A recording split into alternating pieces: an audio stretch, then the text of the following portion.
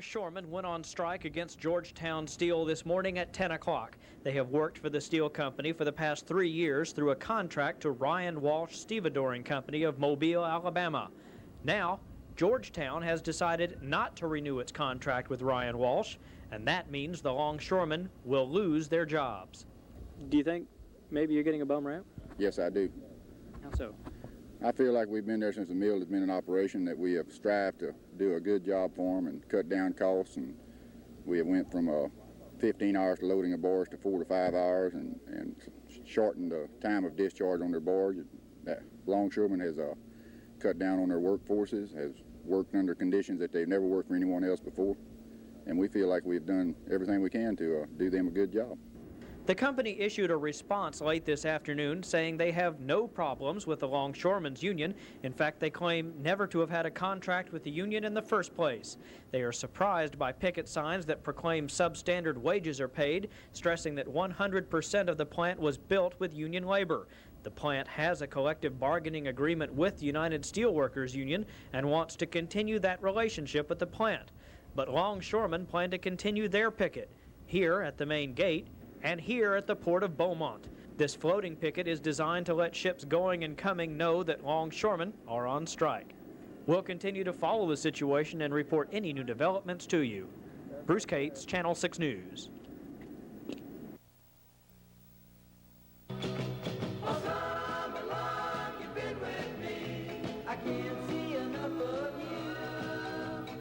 Labor Day means different things to different people. Ask someone who works for a living what it means, and he'll probably say something about having the day off or spending more time with the wife and kids.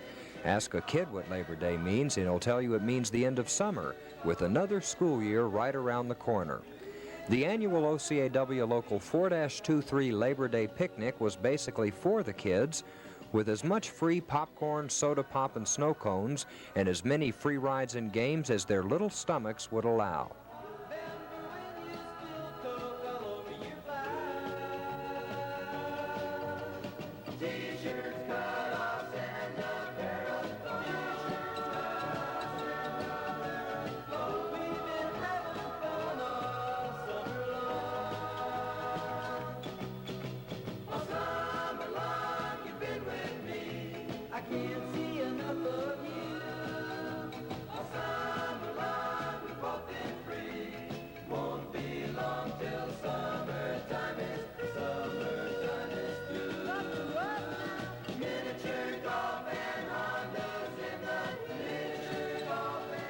Yeah, picnics are for kids all right, and this one was no exception.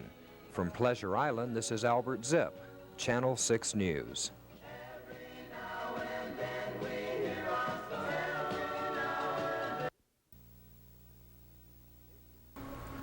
Inside VFW Post 1806 in Beaumont, it was truly a day to eat, drink, and be merry.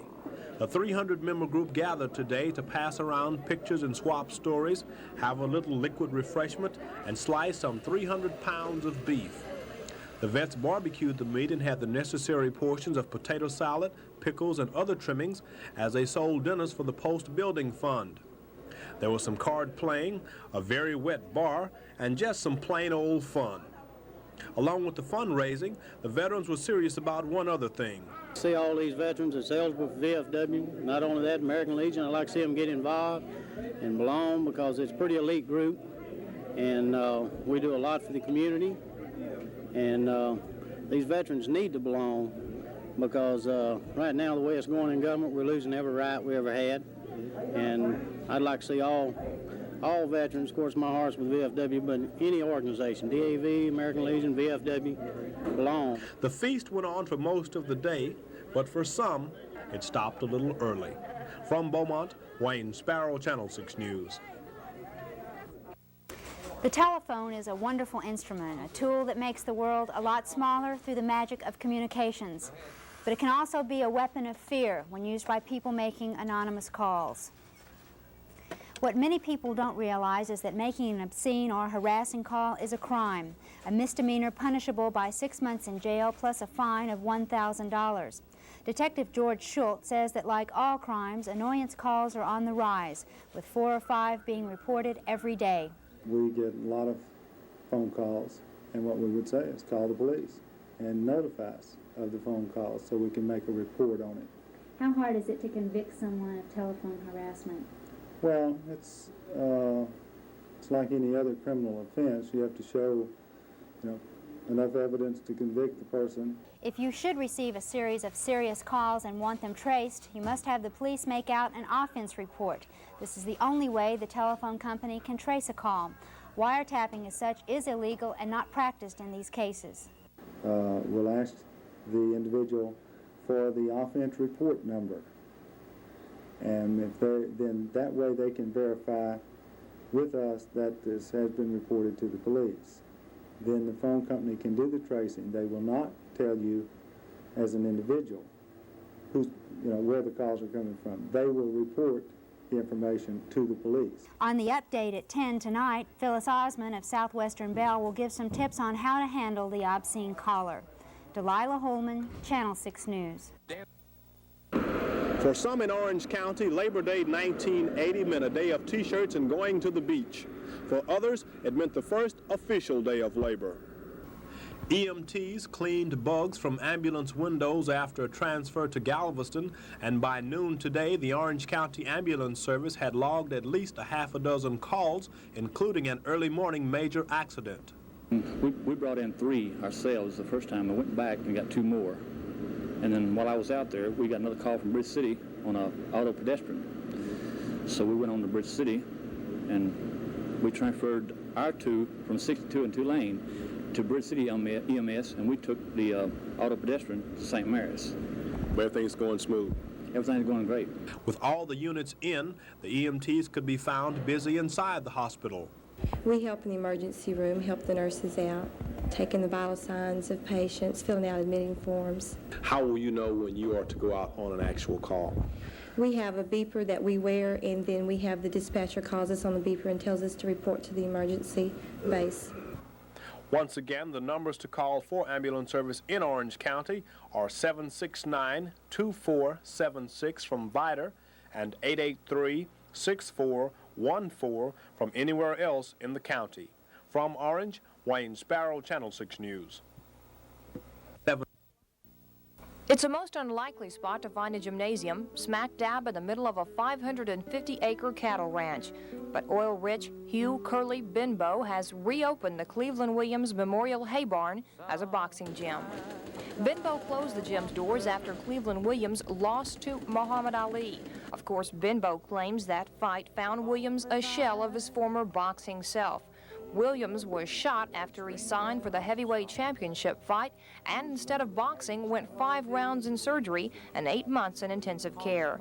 His ensuing loss to Ali found Benbow closing up his boxing shop. TV cameras, radio mics, and newspaper pads, along with the likes of Howard Cosell, left the cow patties near Yoakum for other boxing news. But this year, Benbow's training expertise in boxing is being revived. He stocked his gym with $180,000 in the best boxing has to offer. The smell of new leather and sweat now greets you instead of fresh hay. Inside, multimillionaire Curly Benbow displays the form he learned from the great boxer Benny Leonard to 3 young trainees.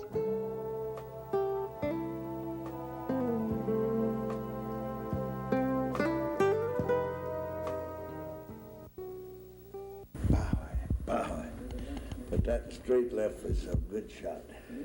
Throw it to the heart, or you can throw it to the chin.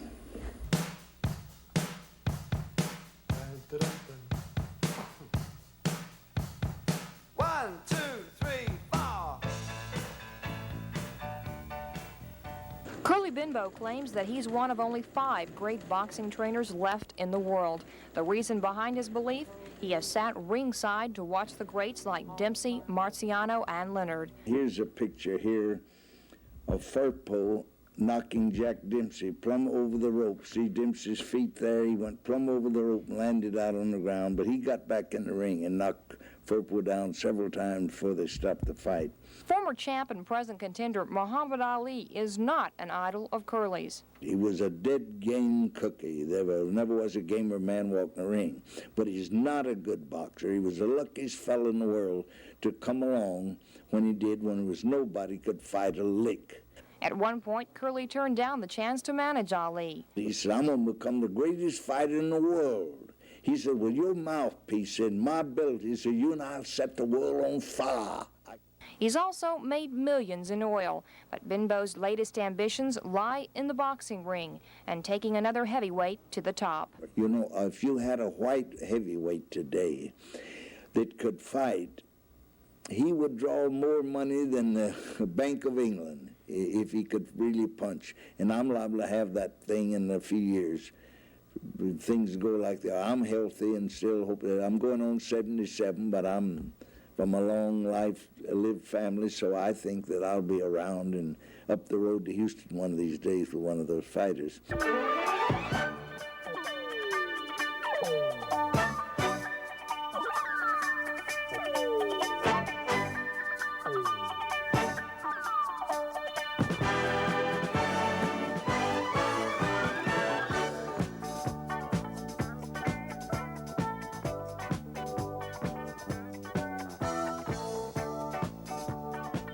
Benbow doesn't need the money. He buys $900 suits and drives a Cadillac down to the lake each morning to feed his fish. Yet you can bet that his mind isn't always on those morning trips. The final bell hasn't rung yet for Curley.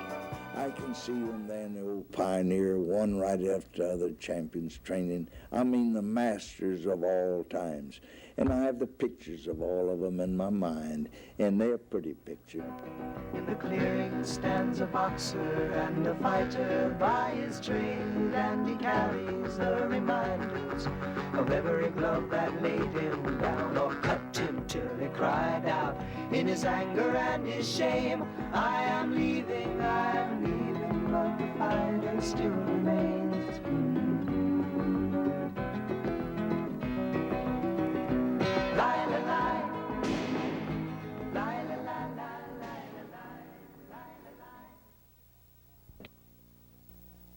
When Alexander Graham Bell invented the telephone, it's doubtful that he anticipated the potential abuse. The crime of making obscene or threatening phone calls is increasing, causing anxiety and sometimes even fear. Phyllis Osmond, business manager at Southwestern Bell, says that most obscene calls are random, whereas most harassment-type calls come from someone the caller knows. The best advice she gives is to simply hang up. Do not give the caller the audience that he wants. The most important thing is to hang up immediately and not to give, before you say anything, before talking, because this denies the caller of what he wants. If it's a reoccurring thing, then one of the things that you can do is make a list of the date and time that the call comes in. And then if something else has to be done further down the road, we'll have this to go back to. Ms. Osmond says the section on obscene calls in the phone book misleads some people.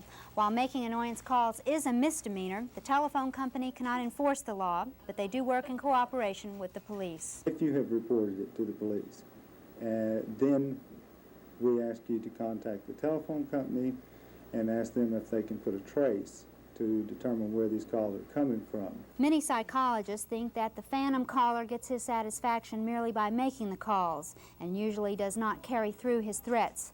But Detective Schultz says the police department regards each case individually. Delilah Holman, Channel 6 News. U.S. District Judge Joe Fisher is expected to sign the document sometime either tonight or tomorrow. The attorneys for the company don't anticipate any problems. Just what this paper would do to the strike was explained to us by the company's attorney.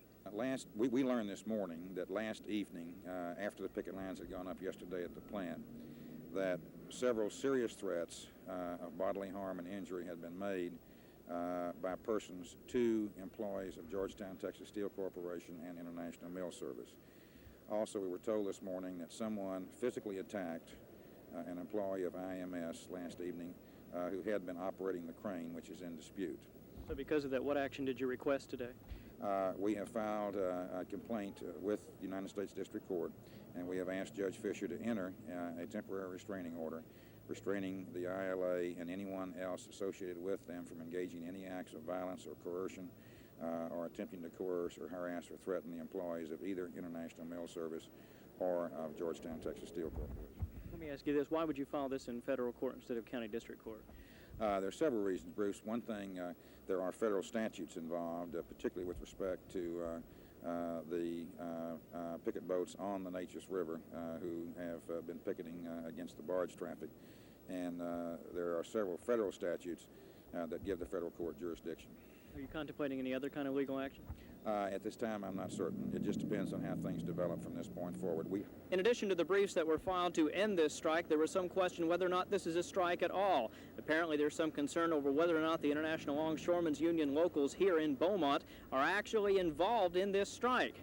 And according to the attorney for the company, the signs themselves say protest, and he doesn't know what that means. From the courthouse in Beaumont, Bruce Cates, Channel 6 News.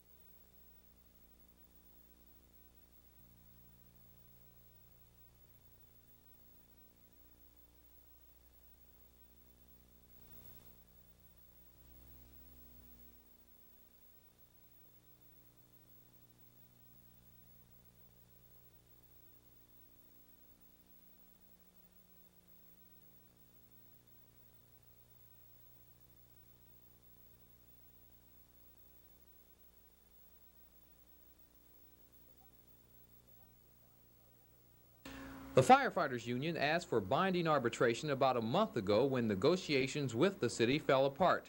At that time, the Firefighters Union accused the city of not bargaining in good faith. Since then, negotiations have resumed, and at council this afternoon, the firefighters' request for binding arbitration was granted. In the interest of meeting their request to proceed with the arbitration, we have placed this on the agenda and will provide for this appointment at this time. I don't know that necessarily precludes further negotiations between us, but it will allow then the paneling of the various representatives so that the arbitration proceedings may go forth. If an agreement is not reached by the end of September, the firefighters will be working without a contract. President of the Firefighters Union, Larry Williams, says that is something they hope to avoid. Williams believes arbitration will weigh in their favor.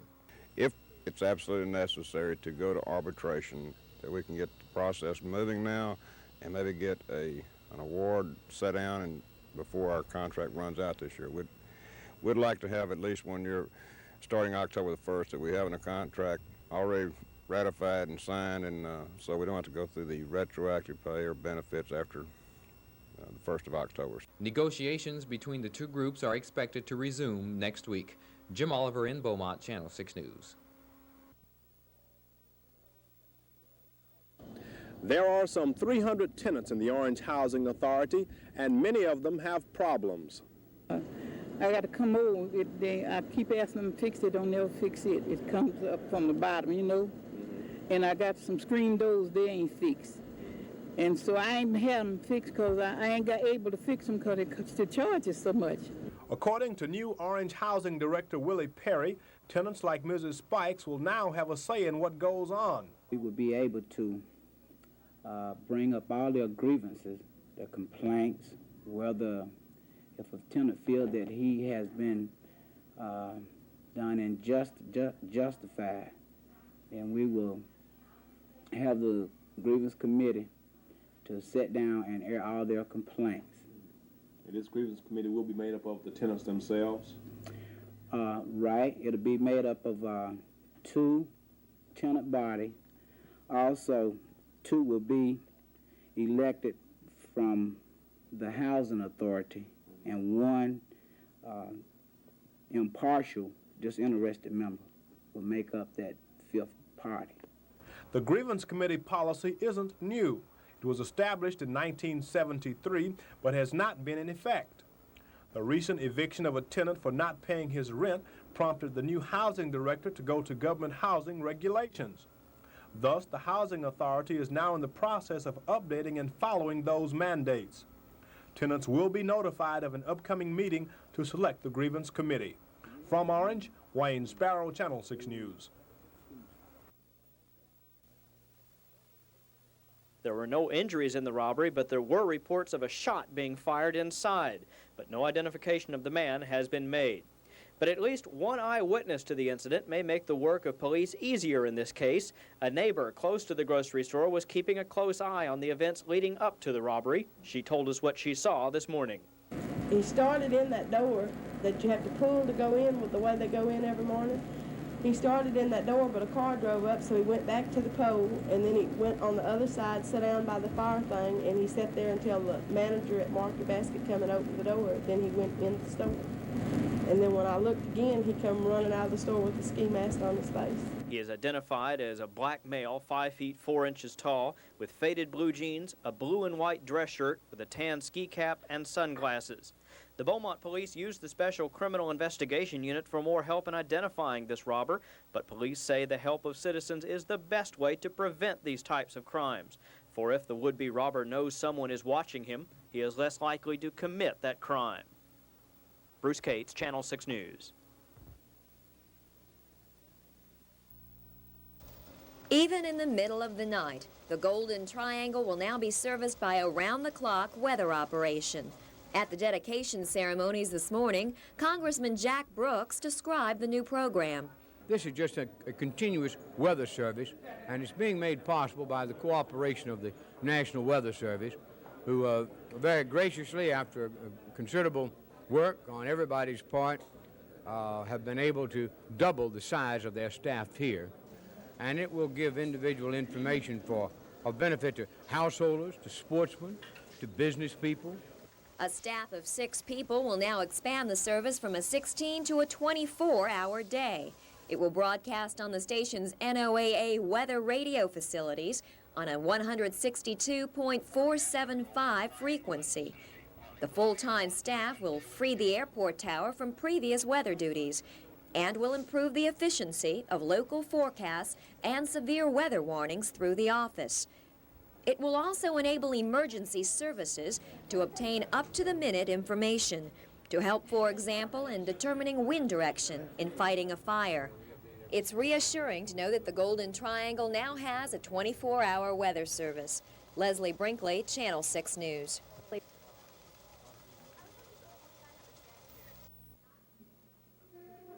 It hasn't been that long since I went to school, so things can't have changed that much. The first day of school is always a great big question mark. Who will my teacher be? Will I like her? Who will be in my class, and will they like me? The first day of school must seem especially strange to first graders because they really don't have much to compare it to. But if our visit this morning to Beaumont's Blanchette Elementary School is any indication, today's first graders are eager to be in school. Are you sad summer's over? I'm glad. You're glad summer's over? Why do you like school? Learn how to write and stuff. What do you like about school? Make me how to learn, make me how to learn, things you got to do. Do you like school better than summer? Why? Because school's more fun. According to their teacher, these first graders are in a transition period. They will, of course, be learning their letters and numbers, but more importantly, they'll be learning how to get along in school. Pretty much, yes. They've learned to sit still, but now they have to learn to sit in a desk. They have to learn to read. Mostly do lowercase letters instead of all capitals. In general, they do more work, and it's not play work like they did in kindergarten. The best way to learn how to get along in school is to first learn how to get along with the teacher. And Mrs. Charlton students are already earning A's in that department. Albert Zipp, Channel 6 News. I'm standing on Main Street in West Texas, not geographically speaking, but a small Czechoslovakian community located just outside of Waco on the way to Dallas. It's the only Texas municipality where just about every name is difficult for most people to pronounce, but I'll give it a try. The Super Save is run by Liknovsky. Here's the Shulaks restaurant, and down the street, the Kolacek Kolachi kitchen. At least 80% of the folks here are of Czechoslovakian descent, and to preserve their Eastern European heritage, this weekend, the town of West was the site of a big event for all Czechs in Texas, the West Fest. So how come nobody's downtown on such a busy weekend? In fact, most traffic is headed out of the city. Well, that's where the polka and the pivo are making converts of most.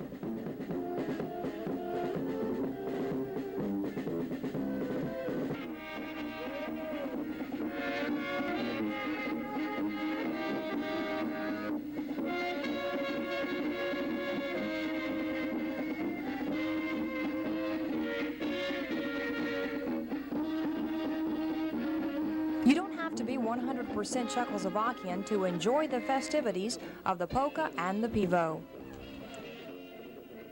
Honorary. I'm Russian. What do you like best about being Czech for a day? Czech for a day. Well, I like all the people. It's real nice and friendly down here. And as one old man told me, nobody has more fun than a Czech or an honorary Czech when the band strikes up a polka.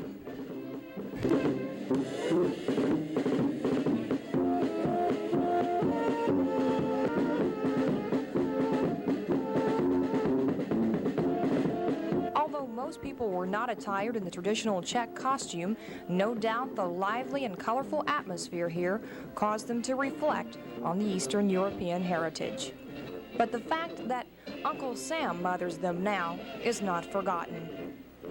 At the West Fest in West Texas, Barbara Bedrick, Channel 6 News.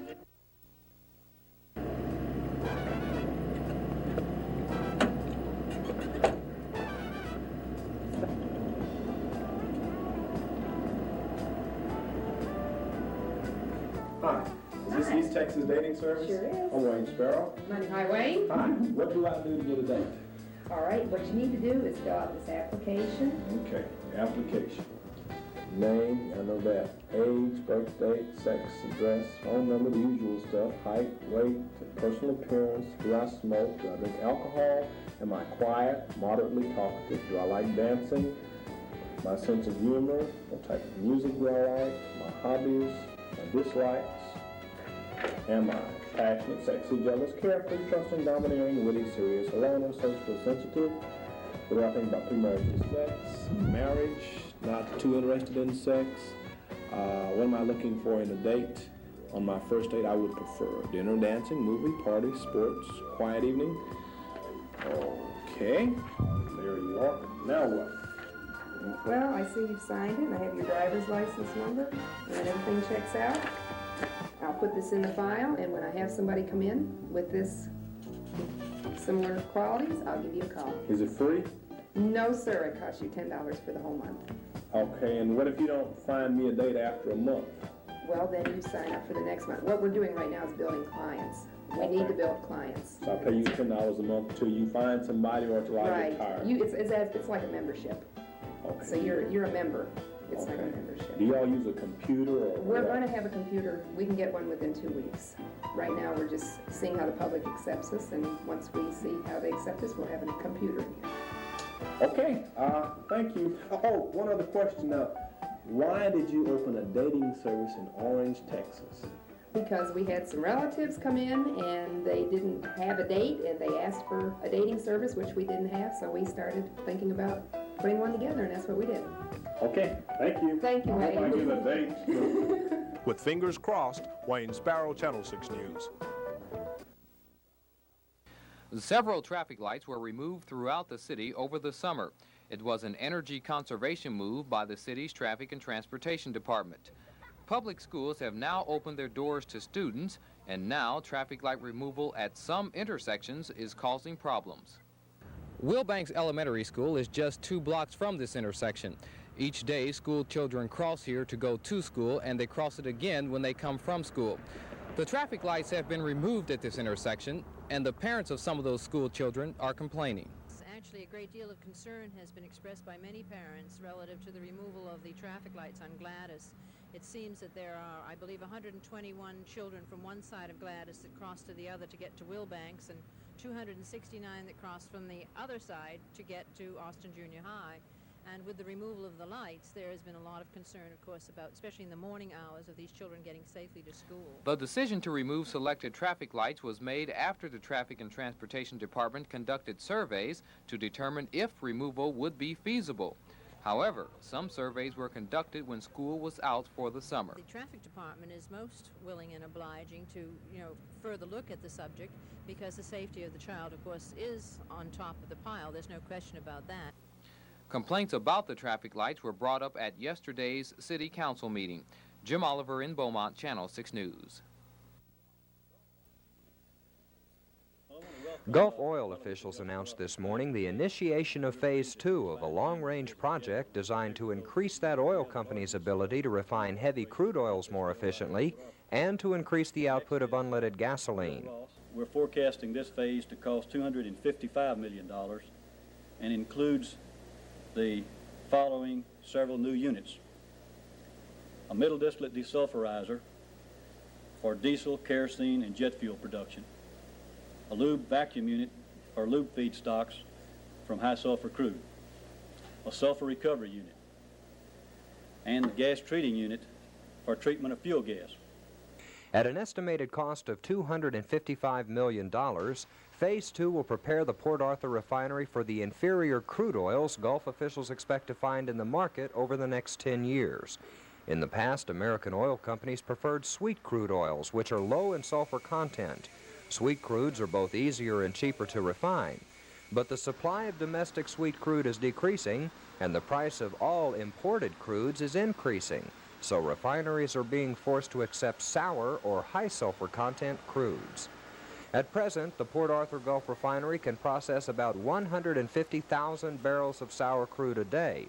When Phase 2 is completed, the refinery will be able to process an additional 95,000 barrels of sour crude a day, or an increase of approximately 63%. Barring any unforeseen complications, Phase 2 will be completed in 1983. Construction on Phase 2 will also have a more immediate beneficial effect on our local economy. Contractors will be hiring between 500 and 700 new workers from the Golden Triangle.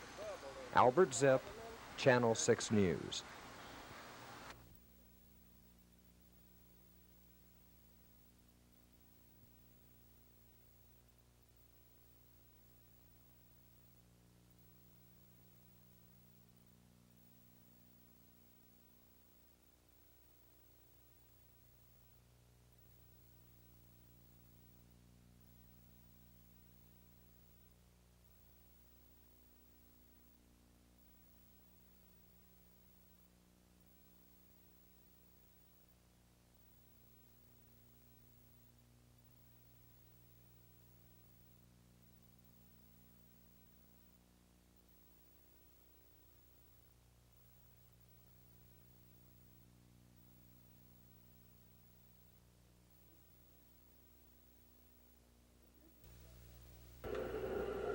Engine 7 is out of service. The caller has reported a house fire in Beaumont. Captain James Hannon immediately sends fire trucks on their way. He also calls Gulf States Utility Company to shut off the electrical power.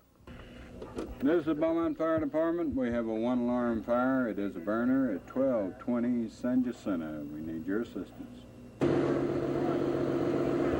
1220 San Jacinto. The house is in flames. A check is made to make sure the power is off.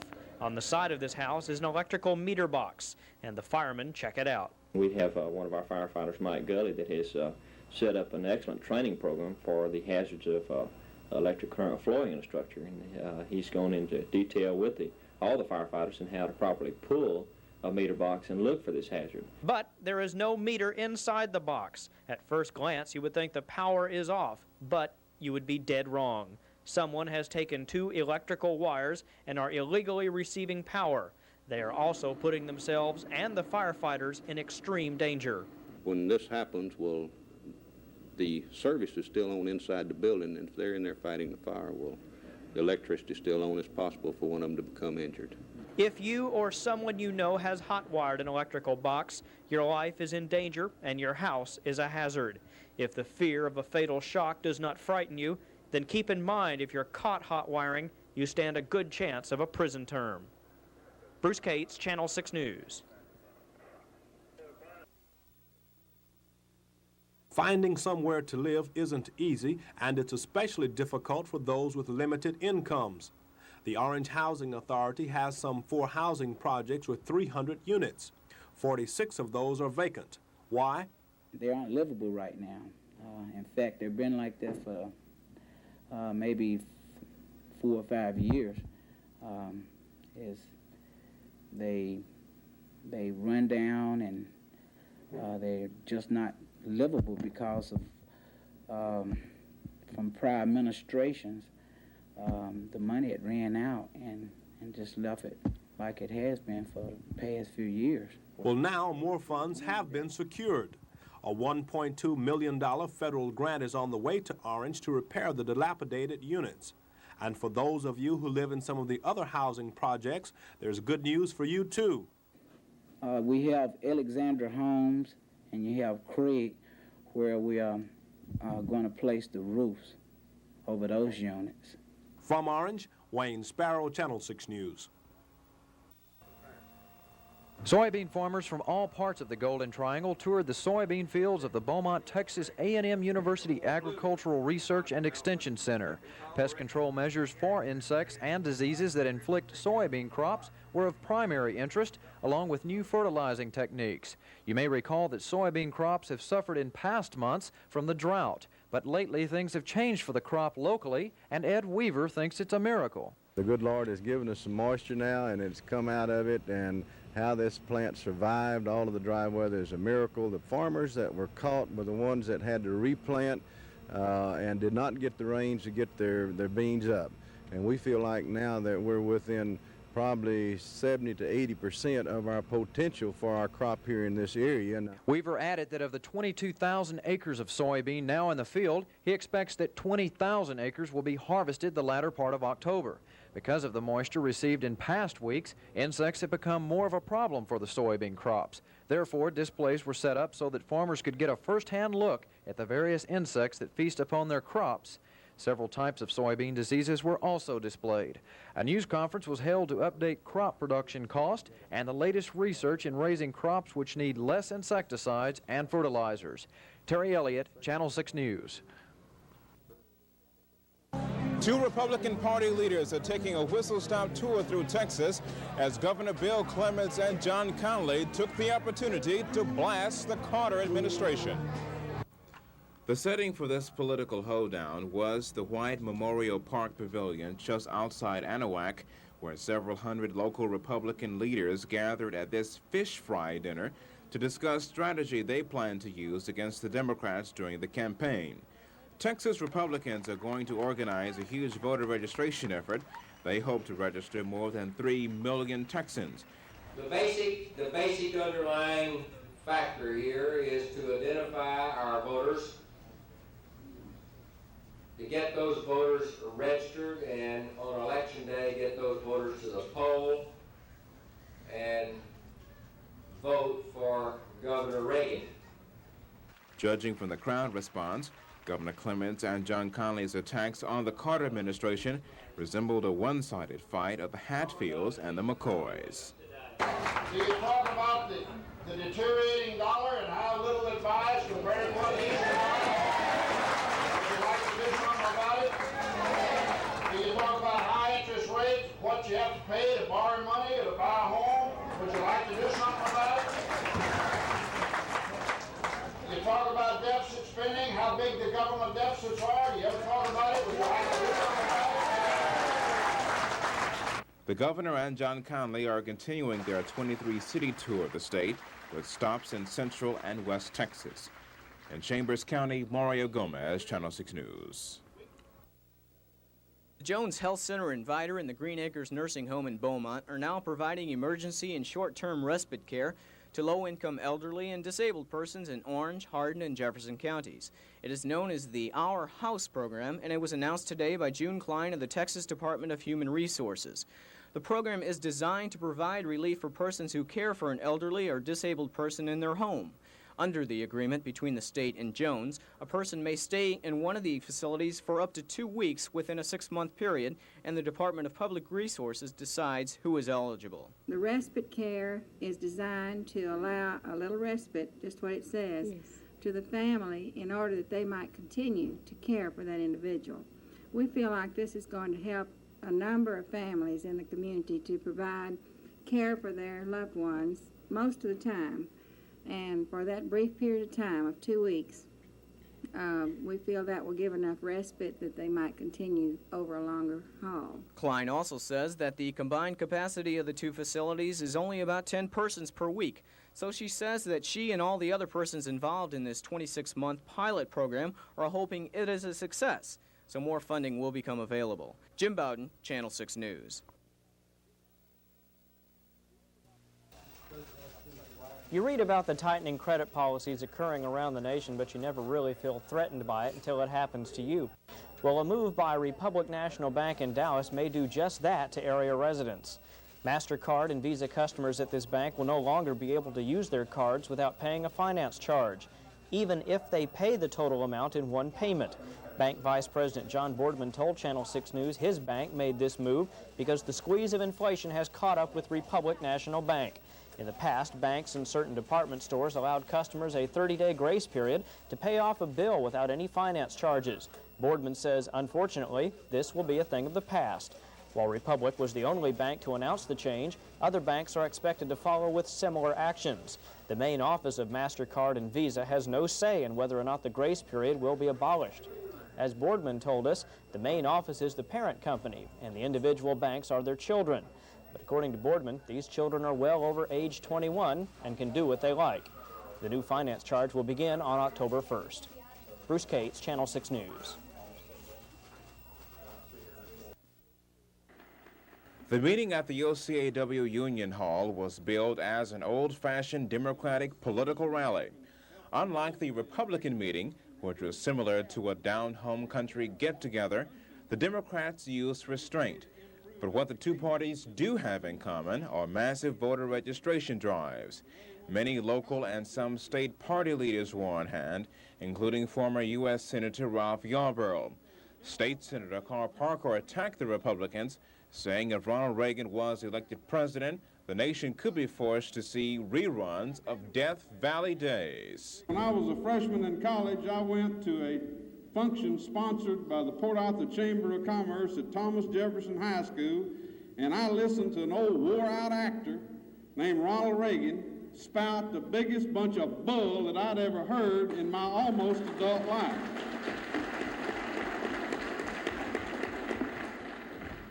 You know, he's been relegated to reruns now. Under Franklin Roosevelt, we had the New Deal. Under Harry Truman, we had the Fair Deal.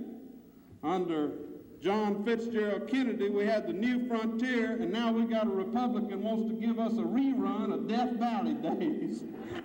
In Port Arthur, Mario Gomez, Channel 6 News. You know, you Reverend, how long have you been here? This is Reverend Clyde Self. Until last night, this site meant he was only a few doors away from the church hall. When I walked out of my house, I saw the sky just lit up. And the first, it was just a second or two of despair, and then I prayed, and then it was victorious. I mean, there was peace in my heart. I said, well, the devil meant it for our bad, but the Lord is going to work it for our good. We received a call about 12:30, approximately 12:35 last night of a fire here at Winfrey Baptist Church. And when we arrived on the scene, this building here, which more or less was a reception and classrooms area, was fully involved and had broken through the roof on this end, and the heat had got over into the main section of the church and got into the attic. The attic was involved in fire. Smoke was coming out all sides. Nothing in the main section was burning below the attic. It was all in the attic. According to witnesses, the rumor is that a person was seen running away from the scene when the fire was first noticed. For now, that is just rumor. The investigation into the cause of the blaze is continuing, and so is a strong faith. Some of the ladies and some of the men said that we could just meet out here. And so we may meet out here Sunday to wait on the Lord. He may be here before Sunday, so we're not going to worry about tomorrow. From the Winfrey community near Orange, Wayne Sparrow, Channel 6 News. Whenever you fly commuter airlines like Metro to Houston and then connect with the larger airlines there, you're able to pick up on low-cost joint airfares. But now, American Airlines has petitioned the Civil Aeronautics Board to change all that. The mandatory joint airfare requirements went into effect 2 years ago with the Deregulation Act, giving commuter airlines like Metro and their passengers a good deal. If the petition for point-to-point fares is approved, a Metro marketing spokesman claims that it will increase the cost of air travel to Houston and other points significantly. Local Metro manager Alvis Bullock explains that it could mean a difference of $52 for the air passenger. For instance, say, right now, Beaumont to Philadelphia on a joint fare, coach class of service, Metro connecting with your larger carriers out of Houston is $247 one way. That's coach. Houston to Philadelphia right now is $223 coach. That's a difference of $24. If they pass this, it could mean that the passenger would have to pay $52 to get to Houston, plus $223 from Houston to Philadelphia. In another case, like Houston to Dallas is $74, Beaumont to Dallas is $74. In that instance, they pay nothing. The commuter airlines also contends that the proposed legislation would drive local travelers back to the highways, as it would virtually mean the end of low-cost joint fares. To keep its present fares available to area residents, Metro is asking citizens who fly commercially on business or pleasure to write to the chairman of the CAB in Washington, D.C. at this address, and to write local U.S. senators and congressmen opposing it. From the Jefferson County Airport, Barbara Bedrick, Channel 6 News.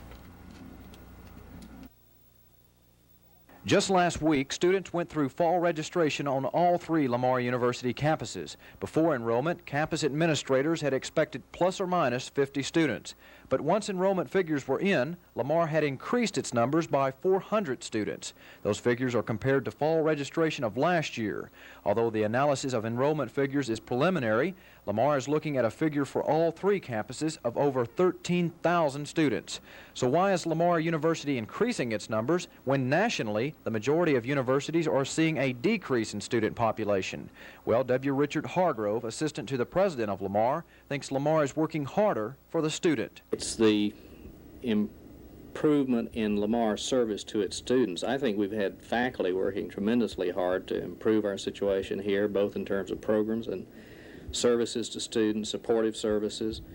I think, frankly, that we're more accommodating than we were perhaps 2 or 3 years ago even. Hargrove added that the cost of attending Lamar are among the lowest when compared to other universities statewide. Media interest and the rising growth rate in Beaumont are also cited as factors contributing to Lamar student growth. Lamar is also experiencing a greater number of first-time students, such as high school graduates, and a greater number of transfer students from other colleges and universities. Terry Elliott, Channel 6 News. The City of Port Arthur has supported the 441 voting plan and the certification of the controversial August 9th election.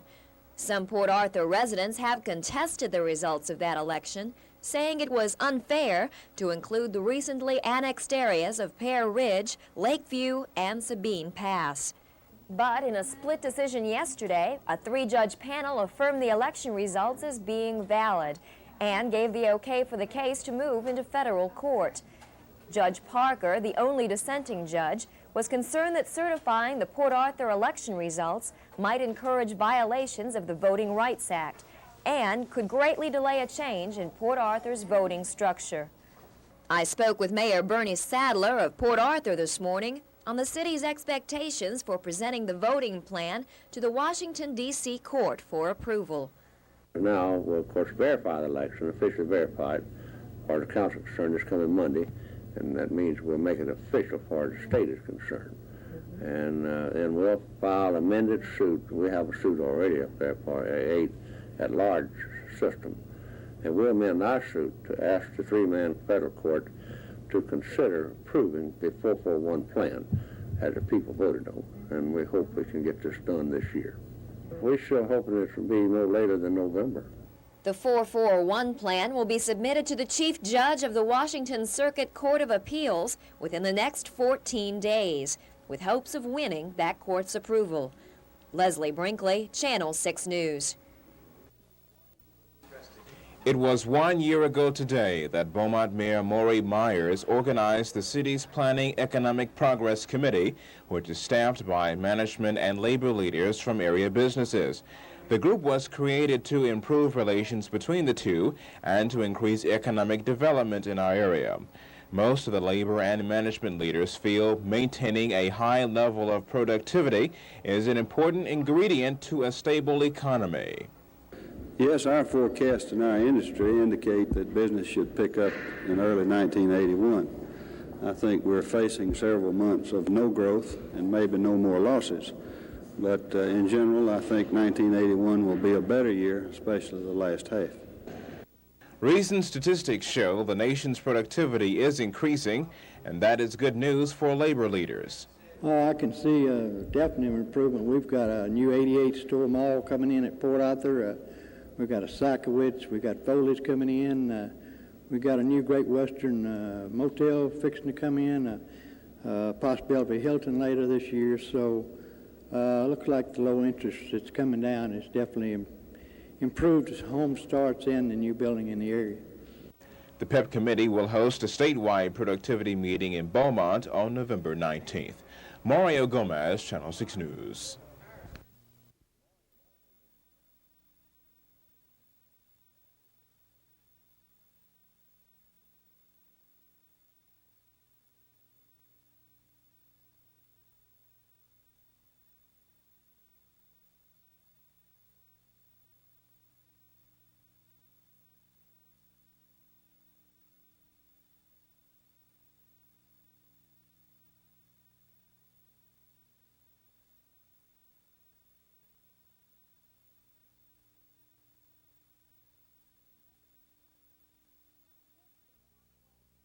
This is Southwest's last 215 flight, boarding for their trip to Love Field from Jefferson County. Local travelers who were taking advantage of that flight are still miffed, though, that the airlines decided to leave the Golden Triangle. I'm distressed. I fly Southwest in and out of Beaumont twice every week, and I'm going to miss it terribly. What do you think you're going to do now? I'm uncertain because I don't know what the frequency of Texas International schedules are going to be. I'll give that a try if their flight schedules are frequent enough. Otherwise, I'll just have to rent a car and drive to and from Houston. I'm very unhappy about it. My daughter lives in Dallas, and it's just really a short flight to get to go up there to see my daughter and their grandchildren. So I'm really unhappy about it. What do you think you're going to do now? Well, I hope that Texas International will have a flight into Love Field because it's very convenient for her to come pick me up. Even though Beaumont businessman Ben Rogers had fought hard to keep the airlines here at least for an extended period, and local residents had put up a last-minute battle, the airlines got the needed government approval to leave the Golden Triangle. Southwest claimed that it lost $1 million in revenues since it began operations here. One reason, because too many people were driving to Houston for flights from there. Southwest departure may also turn many more to driving instead of flying. Now, most signs that mark the west end of the airport as Southwest are gone. This Southwest sign is the only sign left. It, too, will disappear after the final flight by Southwest tonight at 8:15. But area residents who normally fly via Southwest to Love Field in Dallas may find some relief through another local airlines. From the Jefferson County Airport, Barbara Bedrick, Channel 6 News. Texas International Airlines will now take up where Southwest Airlines left off. And not only will Golden Triangle residents be able to continue flying to the Dallas-Fort Worth Airport, but to Love Field as well via a new Texas International flight. Texas International announced today at Jefferson County Airport that as of October 1st, the airline will offer flights out of Beaumont to Love Field in Dallas. However, the flight will make one stop at Houston Intercontinental Airport before going on to Love Field. That is only a stop, not a change of jets. Presently, Texas International flies to Houston Intercontinental, stops, changes jets, and then flies to Love Field. The new flight service, which begins October 1st, will also offer 2 flight times direct to Love Field, 1 direct flight to Dallas-Fort Worth Airport, and will offer 3 returning flights from Love Field. The new TI flights are offered to make it more convenient for those wishing to fly into Dallas, and as Don Peppers, Director of Regional Marketing for TI, explains, the low-fare flights will compete with Southwest Airlines while hopefully making a profit. Southwest Airlines is a tough competitor of ours, and we expect to make a success on their home ground. We think it's ironic that at the same time Southwest had announced that they were pulling out of the Beaumont Love Field service, they were their lawyers were deployed to keep Texas International from serving that market. We've successfully breached the last legal barriers.